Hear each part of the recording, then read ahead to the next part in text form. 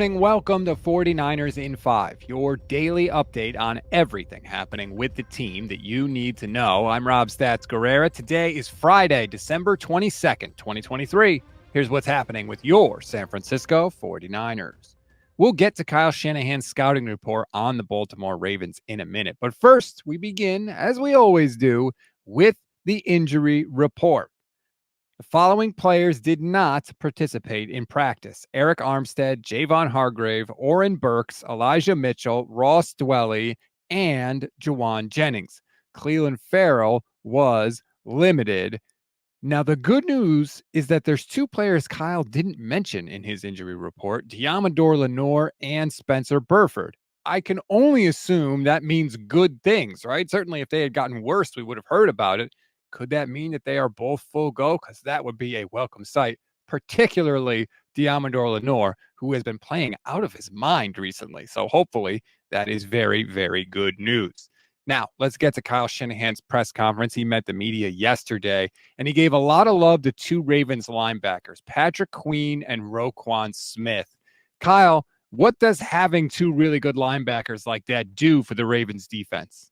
Just how much room they can cover. That's what allows them to be so good in zone, just how good those guys are on the inside, how much field they can take between the numbers. Takes the pressure off their corners who can stay on top and take away the explosives.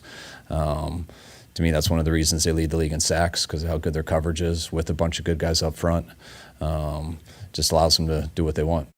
Kyle would go on to say that they are as close to Fred Warner and Dre Greenlaw as he has seen around the league. So, considering they have all of these good players on the defense, Kyle, is this a big game for Brock Purdy mentally to kind of process all of that? I think it's a big game for everybody, because there's not just one way in particular. I mean, you think, they lead the league in sacks, so right away you think about our O-line. And that is true because they have good pass rushers. But also that has a lot to do with how good our receivers do get into their spots and getting open. Brock to get in the right spots. Guys not getting rerouted so they can't get there in time. So when you play a sound, good defense with good players all over, it's a little bit of everything. He's obviously not wrong. It is a big game for everybody, but the reason why it's even harder for quarterbacks is because they have to handle their own responsibility and all of the stuff Kyle talked about for everybody else. Quarterbacks have to keep an eye on the offensive line protection. They have to keep an eye on the wide receivers. Are they hitting their spots? So they have the most responsibility out of everybody, and it's going to be really, really interesting and fun and hopefully a good time to see if Brock Purdy can handle all that. Because if he can, that's a huge marker in just his development as a player. Speaking of good things and fun, by the way, Kyle Shanahan chimed in on Christian McCaffrey's flop against the Eagles because McCaffrey was a guest on the Manning cast and he was asked about it. Were you talking about when he flopped versus Philly? I saw that, and I thought that's like the only thing he didn't do very well this year. It wasn't the best flop. You got to be it can't be so obvious. Okay, so Christian McCaffrey's not perfect. I guess we can let it slide, right?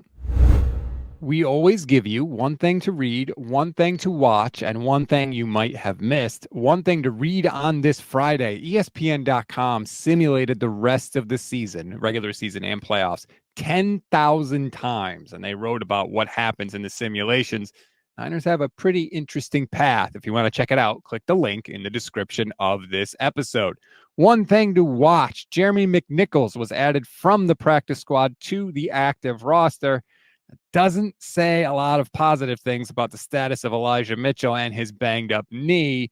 Keep an eye on that, but it looks like Mitchell is not going to be able to go this weekend. One thing you may have missed: the Niners also placed Kalia Davis, defensive tackle, on injured reserve earlier this week. They have signed defensive tackle Taylor Stallworth as a free agent to the practice squad. Stallworth was undrafted in 2018. He bounced around the league a little since then. He played in one game with the Titans last season before being released in November.